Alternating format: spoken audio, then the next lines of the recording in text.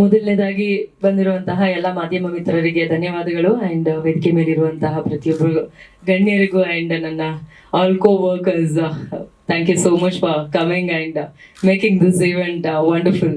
So pen drive ಅಂತ ಕೇಳಿದ್ರೆ ಎಲ್ರಿಗೂ ಯಾವುದೋ ಒಂದು ಲಿಂಕು, ಯಾವುದೋ ಒಂದು ವಿಷಯ, ಏನೋ ಒಂದು ಅನ್ನೋ ರೀತಿಯಾದ ಒಂದಷ್ಟು ಪ್ರಶ್ನೆಗಳು ಬರ್ತಿದ್ದಂಗೆ ಫುಲ್ ಶೂಟ್ ಮಾಡಿಬಿಟ್ರಿ ನೀವು. ಬೇಸಿಕ್ಲಿ ನನ್ನ ಪ್ರಕಾರ ಪೆನ್ ಡ್ರೈವ್ ಅನ್ನುವಂಥದ್ದು ಯಾವ ಹೊಸ ಸುದ್ದಿ ಅಲ್ಲ. ಪೆನ್ ಡ್ರೈವ್ನ ನಾವು ನಮ್ಮ ಏನಂತಾರಲ್ಲ, ನಮ್ಮ ಪ್ರತಿಯೊಂದು ಜೀವನದಲ್ಲಿ ಯಾವ್ಯಾವ ಗುಡ್ ಮೆಮೊರೀಸ್ ಇದೆಯೋ, ಮೆಮೊರೀಸ್ನ ಸೇವ್ ಮಾಡ್ಕೊಳ್ಳೋದಕ್ಕೆ ಬಹಳ ವರ್ಷಗಳಿಂದ ನಾವು ಯೂಸ್ ಮಾಡ್ಕೊಂಡು ಬಂದಿರುವಂತಹ ಒಂದು ವಸ್ತು.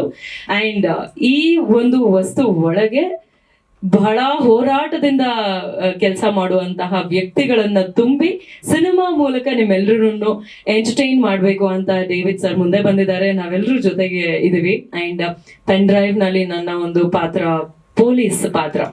ಇಷ್ಟು ಮಾತ್ರ ಹೇಳ್ತೀನಿ, ನಾನು ಬೇರೆ ಏನು ಹೆಚ್ಚು ಹೇಳಲ್ಲ. ಯಾಕೆ ಅಂತಂದ್ರೆ ಮುಂದೆ ನಾವಿನ್ನು ಶೂಟಿಂಗ್ ಶುರು ಮಾಡಿಲ್ಲ, ನಿಮ್ಮ ಹತ್ರ ಮಾತಾಡ್ಬೇಕು ಅಂತಂದ್ರೆ ವಿಷಯಗಳಿರ್ಬೇಕಲ್ವಾ. ಸೊ ಹಾಗಾಗಿ ಒಂದು ಒಳ್ಳೆ ಪೊಲೀಸ್ಗೆ ಕೆಲಸ ಮಾಡಬೇಕು ಅಂತ ಅಂದಾಗ ಯಾವ್ಯಾವ ರೀತಿಯಾದ ಕೇಸಸ್ ಬರುತ್ತೆ, ಯಾವ್ಯಾವ ರೀತಿಯಾದ ಕಾನ್ಸಿಕ್ವೆನ್ಸಸ್ನ ಅವರು ಫೇಸ್ ಮಾಡ್ತಾರೆ, ಯಾವ ರೀತಿಯಾಗಿ ಈಗ ಪ್ರಾಬ್ಲಮ್ಸ್ ಬೇರೆ ಮಾಮೂಲು ಜನಕ್ಕೆ ಮಾತ್ರ ಬರಲ್ಲ, ಪೊಲೀಸ್ ಅವ್ರಿಗೂ ಬರುತ್ತೆ. ಸೊ ಅವ್ರಿಗೂ ಪ್ರಾಬ್ಲಮ್ಸ್ ಬಂದ್ರೆ ಯಾವ ರೀತಿಯಾದ ಪ್ರಾಬ್ಲಮ್ಸ್ ಬರಬಹುದು ಅನ್ನೋದನ್ನ ನೀವು ಸಿನಿಮಾದಲ್ಲಿ ನೋಡಬಹುದು.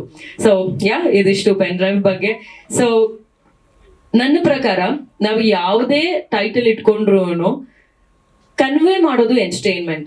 ಎಲ್ಲಾರು ಎಂಟರ್ಟೈನ್ಮೆಂಟ್ ನ ತಲೆಯಲ್ಲಿ ಇಟ್ಕೊಂಡು ಖುಷಿಯಿಂದ ಪ್ರೀತಿಯಿಂದ ಥಿಯೇಟರ್ಸ್ಗೆ ಬಂದು ಸಿನಿಮಾನ ನೋಡ್ಬೇಕು, ನಮ್ಮ ಕನ್ನಡ ಸಿನಿಮಾನ ಬೆಳೆಸ್ಬೇಕು ಅಂತ ಕೇಳ್ಕೊಳ್ತಾ ಥ್ಯಾಂಕ್ ಯು ಸೋ ಮಚ್.